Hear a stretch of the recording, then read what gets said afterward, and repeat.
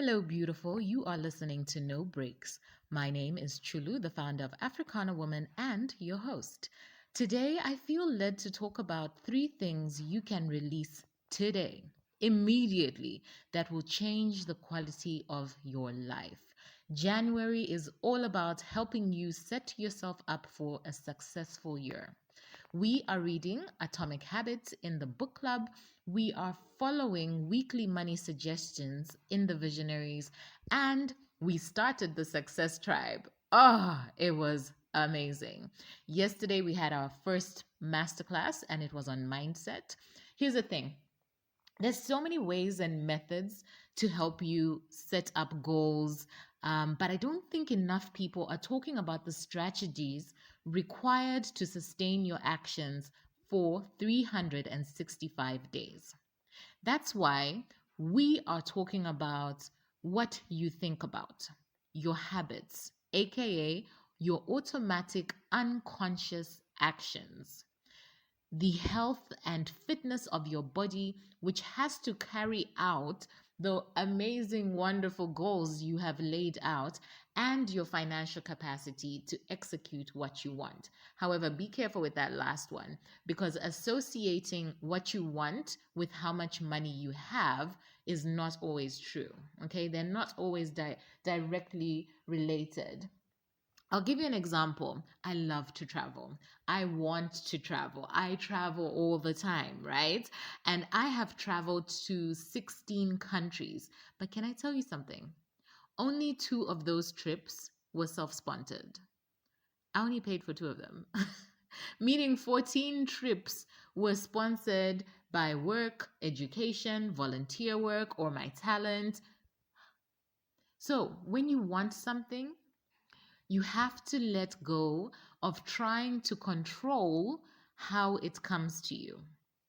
Anyway, that's a topic for another day. Just wanted you to just take note there, okay? All right, so let's get started. Today's question is inspired by Makeni Zonveld.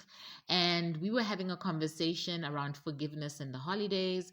And I thought, you know what, it really inspired me to talk about the things we should release. And especially, it's the beginning of the year. So I think it's a good time to release with intention so as you're not carrying baggage into this new year, but you're really trying to ride that wave of new energy, new year, all of that. Okay. So what's the first thing? The first thing you should release is your past. Everyone has been through some sort of dysfunction or dis-ease. However, when that thing happens, you have a choice to make in how you think about it or what you believe about it. Most often, we take on the trauma as an identity and then talk about it all the time. Here's the thing. Your brain cannot distinguish time. So it doesn't know what is past, present, or future. If you think about something in your past that you have not released, that you have not processed, you will feel that pain as if it's happening in real time, as if you are living it over and over again. Even worse, you attract more of what you think about. This means that if you keep thinking of yourself as a victim in your past, more situations will show up to keep you a victim in your present and certainly in your future. So release your past.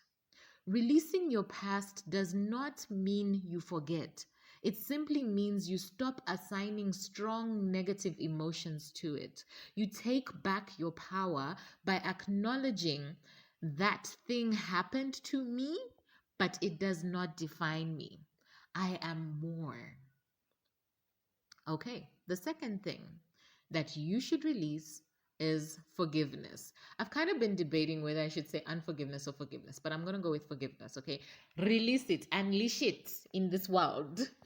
In the Bible, it says God's words cannot come back to God void.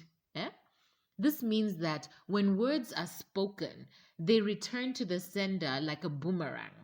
Now imagine there's someone you don't get along with. There's that person who hurt you deeply. There is someone who is your nemesis, your enemy. And you spend so much time hating them, cursing them, wishing the worst on them. Your words and your thoughts will go out, but rest assured, they will come back to you to bring the things that you said upon your life. Think about it. Would you not rather have more good health, wealth, love, joy, peace be added upon your life? You can. Just say more nice things and really mean it.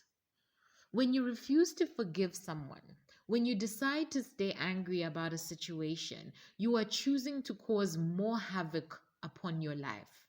Seriously, sit down and think about all the people you are holding a grudge against and unleash forgiveness. Choose to forgive. You will feel lighter immediately. The third thing you should release is rejection. I know you're even feeling the pain, right? It's like taking you right back there, like, yeah. You're feeling it when you hear the word rejection, because it takes you to that moment when someone said they don't want you or they don't like the thing you created.